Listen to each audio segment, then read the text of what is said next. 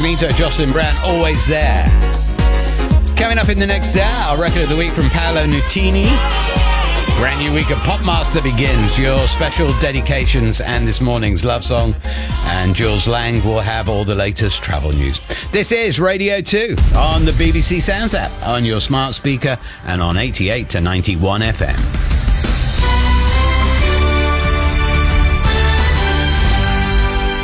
BBC News at 10 o'clock. This is Nikki Cardwell.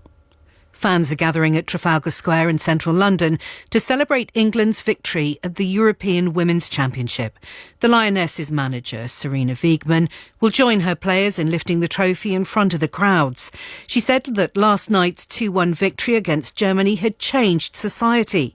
The former Sports Minister Tracy Crouch says continuing to develop the women's football game will need support from across the game and the government. Everybody has a responsibility now to make sure that we continue to see women and girls football grow. It's happening in pockets. There's some examples of brilliance out there.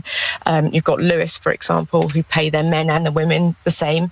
You have, pioneers across the game. It's happening. It just needs to be a bit more consistent. The Conservative leadership candidate Rishi Sunak says he'll cut the basic rate of income tax by 4% by 2029 if he becomes the next Prime Minister. He's dismissed claims by the supporters of his rival Liz Truss that the move was a panic U-turn to boost his campaign. The Court of Appeal is to hold a last-minute hearing of the case of Archie Battersby, just hours before doctors are due to withdraw life support. The 12-year-old was found unconscious at his home last April. The request to urgently consider his case came from a United Nations committee.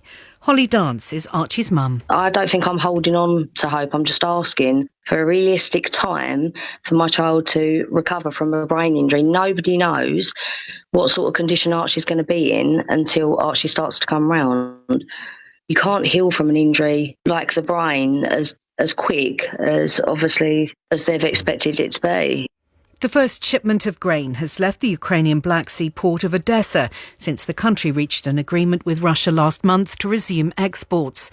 The United Nations Secretary-General Antonio Guterres welcomed the departure and said he hoped it would be the first of many. The Bank of England has scrapped a requirement for mortgage lenders to work out whether potential borrowers could cope if interest rates climbed by as much as 3%. Lenders will still have to use some form of assessment instead of the affordability test, but it will be up to them how they do it. Mark Yallop is the chair of the Financial Markets Authority.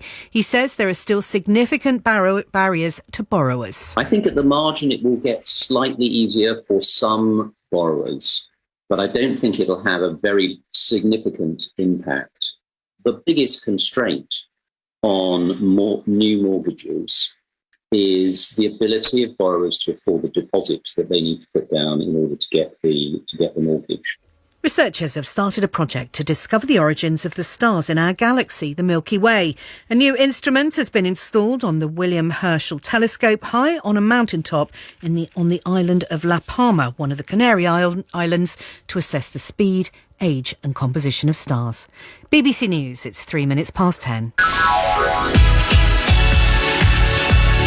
BBC Radio 2. Ooh, Gary Davis.